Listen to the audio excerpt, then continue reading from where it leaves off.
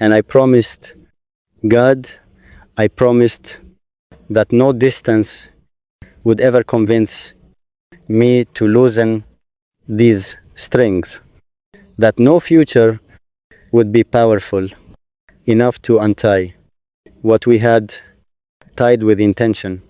I did not know then how far miles could stretch. I did not know how loud silence could become when it wears your shape. Back then, love felt like a room we could live in. Now, it feels like a road that never ends, and I am always walking it toward you. We were brave in those days, brave in the way only the innocent can be, believing that devotion alone could bend geography, that missing someone would never hurt as much as it does when it becomes routine. I trace those early moments like constellations mapping where we began, so I don't forget who we were before absence learned our names. Your laugh, it still echoes in my chest, a sound memory refuses to let fade. I carry it like a talisman, press it against the hard days when the world insists you are not close enough to touch. Sometimes I wonder if you feel the strings tighten to those small, sudden tugs in the middle of ordinary hours. A thought of me while you're pouring coffee, a quiet ache while you're walking home. That's me. That's us. Still pulling, still holding. We did not promise convenience. We promised truth. We promised to choose each other even when choosing became difficult. And now the miles sit between us like a test we never studied for, asking questions that have no simple answers. How do you hold someone who exists in memory and longing at once?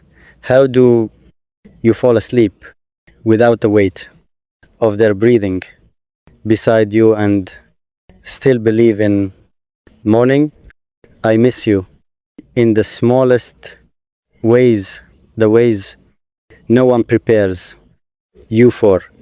The instinct to turn and tell you something stupid, the pause before remembering you are not here to hear it. Love used to feel like arrival.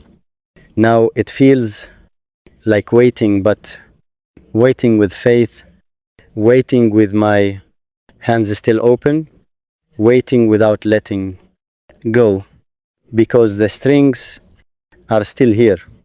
I feel them every day. They hum when I say your name aloud. They ache when I say it silently. Distance has not broken us, it has only revealed how real we are. I live miles away now, but you live in my pulse, in the space between heartbeats where longing makes its home. And if promises are made of anything, they are made of this, the refusal to stop loving just because loving hurts. So this is part one, the beginning, the vow before the waiting, the proof that what we have was never fragile. The strings are attached. They always were. And they have never not once let go. We promised with our hands first, before language learned how to behave. Fingers tangled like they were afraid of being alone, like separation was a myth invented by people who had never felt this exact understanding. We did not say forever loudly. We whispered it because sacred things don't need volume. There were strings, then invisible, stubborn, tender things tying your pulse to mine, looping around our wrists, threading through the ribs, pulling gently whenever one of us drifted too far from the truth of the other. We laughed like children who had discovered a secret door in the world. Everyone else walked past it, busy with clocks and caution, but we slipped inside and sat on the floor of a quiet universe where love did not ask permission to stay. Do you remember how easy it was? Not careless, never careless, but natural, like breathing when no one is watching. Your name fit my mouth as if it had been waiting there all along. My name softened in your voice, shed its old sharp edges, became something safe. The first smile did not hurt.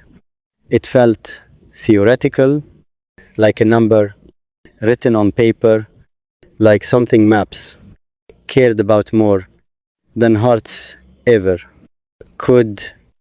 The second mile felt heavier, as if space itself had decided to test us. By the 10th, I understood distance is not measured in length, but in how often you reach for someone and meet only air.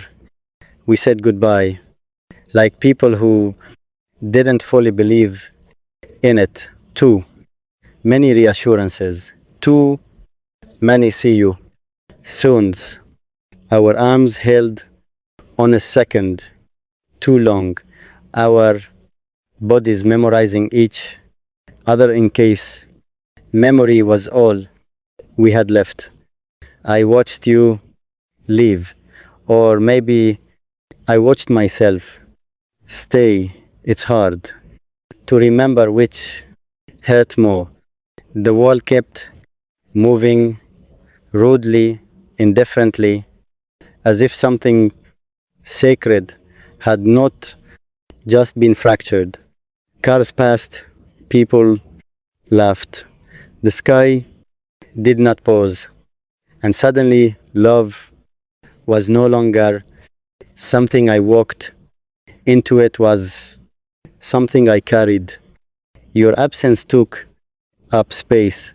It sat beside me at tables, followed me into quiet rooms, waited with me at night when sleep refused to come without you.